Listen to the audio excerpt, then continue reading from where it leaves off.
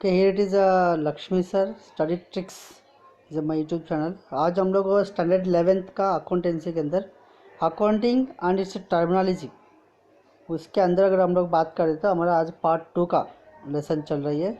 Terms, different terms जो हम लोग यूज़ करते हैं उसके ऊपर अपन को सेकेंड वीडियो हम लोग आज देख रहे थे। तो इसके अंदर अगर हम लोग देखेंगे तो फर्स्ट हमको रिसिप्ट्स एंड पेमेंट के बारे में हम लोग आज बात करते हैं। तो what is a receipt? Receipt क्या होता है?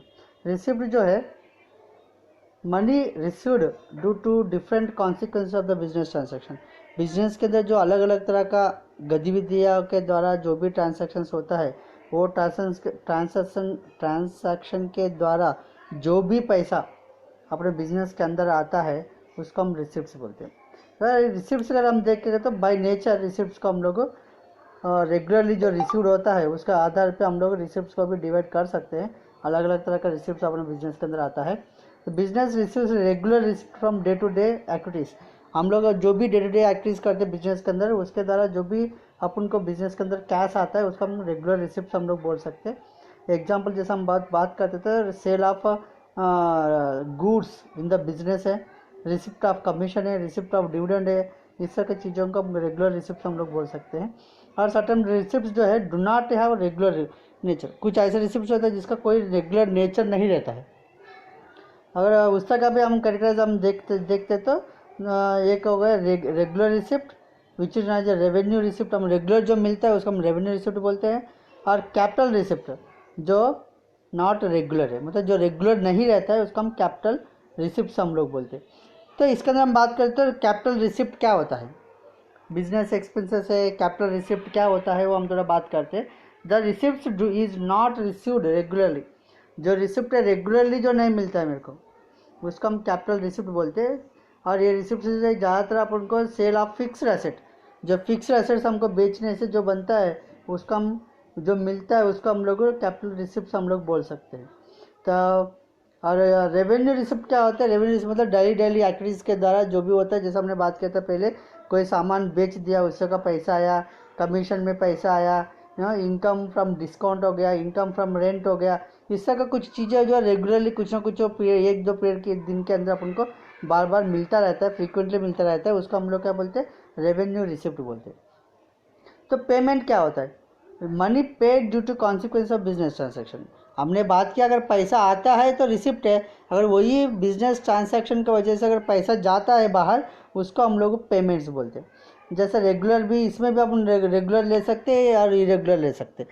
मतलब जो रेगुलरली हम लोग पे करते हैं डे टू डे, जो फॉर एग्जांपल पोस्टल एक्सपेंसेस हो गया, रेंट पेड हो गया, कैरेज इनवर्ड कैरेज आउटवर्ड हो गया, पोस्टेज एंड टेलीग्राम्स हो गया, ऐसे बहुत सारा एक्सपेंसेस होता है जिसके द्वारा हमको पेमेंट्स बाहर चला जाता है, पैसा बाहर चला जाता है, उसका हम रेगुलर पेमेंट्स हम लोग बोल सकते हैं। और दूसरा होता है जो रेगुलर नहीं होता है उसको हम लोग बोल सकते हैं कि जैसा परचेज ऑफ गुड्स हो गया, परचेज ऑफ रॉ मटेरियल हो गया, ये एक्सपेंसेस जो है वो रेगुलर नहीं होता है, उस तरह का एक्सपेंसेस को हम लोग कैपिटल एक्सपेंडिचर हम लोग बोल सकते हैं।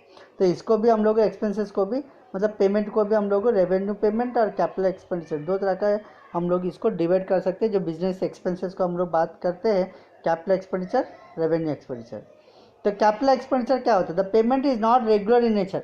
कैपिटल मतलब समझ लेना ये रेगुलर होने वाला नहीं है, चाहे वो कोई भी हो, कैपिटल एक्सपेंडिचर हो, कैपिटल रिसिप्ट हो, जो भी हो, हम रेगुलर नहीं करते। For example purchase of machine हम लोग हर बार नहीं करते, एक बार कर देंगे, कम से कम 5 साल 10 साल 15 साल 20 साल यूज़ करेंगे, उसके बाद फिर इसको चाहे तो हम रिप्लेस करते।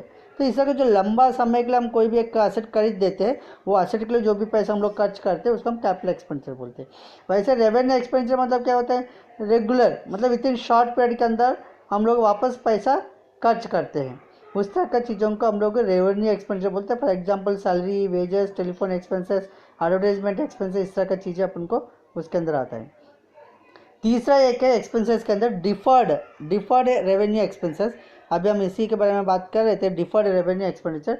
अगर डिफर्ड रेवेन्यू एक्सपेंडिचर अगर हम बात करते हैं, ये जो है वो फिक्टिशियस एसेट्स है, मतलब जो एक्सपेंसेस हम लोग फिक्टिशियस एसेट्स के ऊपर हम लोग को खर्च करते हैं उसको हम लोग क्या बोलते हैं? डिफर्ड रेवेन्यू एक्सपेंडिचर बोलते हैं। फिक्टिशियस एसेट्स क्या होता है? मतलब they do not have physical form, कोई फिजिकल फॉर्म उसका रहेगा, मतलब कोई एक रूप रेखा उस एसेट्स को नहीं रहता है। उस तरह का असेट्स को जो अगर हम देखा जाएगा तो कि सिर्फ मार्केट वैल्यू अपन को रहेगा, लेकिन वो असेट अपन को देखने के लिए नहीं मिलेगा और जो कुछ भी नहीं मिलेगा। इस तरह का असेट्स अगर आप मार्केट में बेचेंगे या at the time of dissolution के टाइम पे या बिजनेस बंद करते वक्त, तो ये असेट्स का वैल्यू जो है मार्केट में जीरो अपन को मिलेगा। और ये इस तरह का असेट्स है जो cannot be converted into cash. ये उस तरह का असेट्स है जिसको हम लोग कैश में कन्वर्ट नहीं कर सकते। उस तरह का असेट्स को हम लोग फिक्टिशियस असेट्स हम लोग बोल सकते हैं। फॉर एग्जांपल अगर हम बात करते हैं, इसके अंदर issue cost of shares and debentures आ जाएगा, प्रिलिमिनरी एक्सपेंसेस आएगा, शेयर ऑफ डिबेंचर डिस्काउंट आएगा।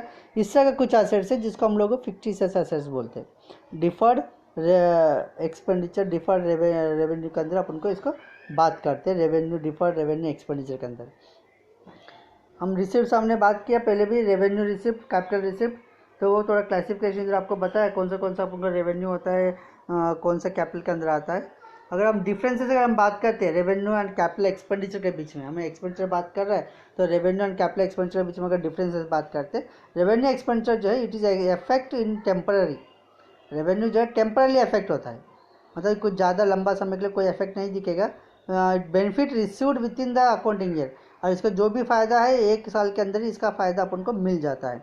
और neither an asset is acquired nor is value of an asset is increased, मतलब डिफर रेवेन्यू एक्सपेंडिचर करने से हमको कोई एसेट भी नहीं मिलेगा और एसेट का वैल्यू में भी कोई इंक्रीज अपन को देखने के लिए नहीं मिलेगा। It has no physical existence, हमने बात किया डिफर्ड वाला जो होता है उसका कोई फिजिकल एग्जिस्टेंस अपन को नहीं रहता है। इवन रेवेन्यू एक्सपेंडिचर में भी कोई फिजिकल एग्जिस्टेंस नहीं रहता है, क्योंकि वो विद इन ए शॉर्ट के अंदर पीरियड के अंदर हम खर्च कर देते हैं, ख़त्म हो जाता है। बिजनेस का इंप्रूवमेंट के लिए जो भी बिजनेस एक्सपेंसेस होता है, it is recurring and regular. और क्या बोला, रेवेन्यू एक्सपेंडिचर बार बार आता है, कैपिटल एक्सपेंडिचर अपन को बार बार नहीं आता है। ये थोड़ा बहुत डिफरेंस अपन देख सकते हैं। अगर हम इसके बाद अगर हम टर्म बात करते हैं सेल्स एंड परचेज, मतलब बिजनेस के अंदर जो भी receives different type of income जो भी होता है, वो उसमें से मेजर वन, मतलब सेल्स के अंदर जो सबसे ज़्यादा इनकम किसी से आता है तो वो सेल्स से आता है। तो बिजनेस जो है goods, sale of the goods, इसके ऊपर अपन को ज़्यादातर अकाउंट जो एक सेपरेट बुक हम लोग मेंटेन करते हैं। तो income generate by grain merchant through sale of the grain is called sales. अगर कोई मर्चेंट है ग्रेन सेल करता है तो ग्रेन सेल करने की वजह से उसको जो प्रॉफिट मिला उसको हम लोग सेल्स रेवेन्यू बोलते हैं। और कोई गुड्स खरीदेंगे, कोई गुड्स बेचेंगे तो उससे बेचने से जो पैसा आता है उसको हम रेवेन्यू बोलते हैं, और उसको हम लोग सेल्स बोलते हैं, बेचने का प्रक्रिया को।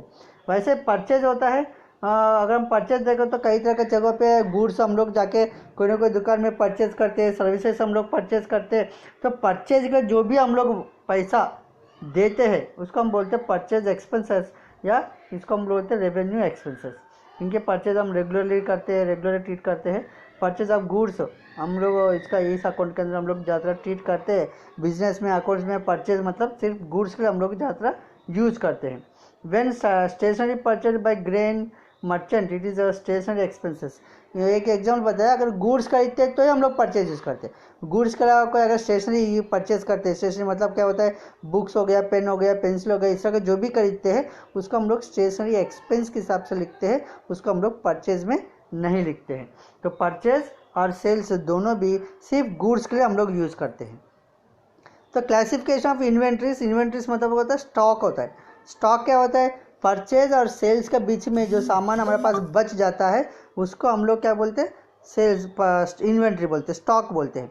तो क्लासिफिकेशन ऑफ इन्वेंट्री में अगर हम जाएंगे तो रॉ मटेरियल इन्वेंट्री है, इन प्रोसेस इन्वेंट्री है, इनडायरेक्ट इन्वेंट्री है। मतलब इन रॉ मटेरियल इन्वेंट्री मतलब जो सामान हमने एक वस्तु को तैयार करने के लिए बाहर से लेके आया लेकिन वो स्टॉक में हमने रखा, उसको रॉ मटेरियल बोलते हैं। और प्रोसेस मतलब जो ऑफ मेड गुड्स होता है, ऑफ मेड गुड्स, जिसको हम लोग ये प्रोसेसिंग इन्वेंट्री, प्रोसेस इन्वेंट्री बोलते हैं। और इनडायरेक्ट इन्वेंट्री मतलब जिसका हम लोग कोई स्टॉक में गिनती में नहीं लेते लेकिन वो स्टॉक के हिसाब से अपन के अंदर रहता है, उस तरह की चीज़ों को हम इन्वेंट्रीज बोलते हैं। तो ये इन्वेंट्री जो है परचेज और सेल्स के बीच में कि जो भी हमारे पास सामान बचा रहता है, गोडाउन में रहता है या अपने कंपनी में रहता है, मतलब मैन्युफैक्चरिंग कर दिया और मैन्युफैक्चरिंग करके साइड पे रखा है, अभी वो कल मुझे सेल्स करना है मार्केट में, सेल्स नहीं किया है, सेल्स करने के लिए तैयार करके रखा हुआ है, उस तरह का सामान को हम लोग इन्वेंट्री से बोलते हैं। और लास्ट हम बात करते हैं तो प्रॉफिट एंड लॉस, मतलब कोई भी बिजनेस हो, बिजनेस में जब आप लोग कोई भी बिजनेस करते हैं तो एक्सपेंसेस होता है, इनकम होता है, different type of daily activities के बाद हम लोग लास्ट में हम लोग क्या फाइंड करते हैं, प्रॉफिट हो रही है या लॉस हो रही है, हम लोग बात करते हैं। मतलब अगर आपका इनकम जो है एक्सपेंसेस से ज़्यादा होता है, मतलब आपका लॉस जो है प्रॉफिट से कम होगा, प्रॉफिट जो है वो लॉस से ज़्यादा होगा। मतलब सिंपली बताएंगे तो क्या होता है, अगर आपका एक्सपेंस जो है प्रॉफिट से अगर कम होता है, मतलब इनकम से कम होता है, तो वो आपके लिए प्रॉफिट होगा। अगर आपका प्रॉफिट जो है, इनकम जो है एक्सपेंस से कम हो गया, मतलब एक्सपेंस ज़्यादा हो रहा है तो लॉस है, अगर प्रॉफिट जो इनकम ज़्यादा हो रहा है तो प्रॉफिट है। ये सिंपल से हम लोग इसको बात करेंगे, क्योंकि कुछ ज़्यादा डीपली अगर जाएगी तो कुछ समझ में भी शायद अपन को जल्दी नहीं आएगा। ओके।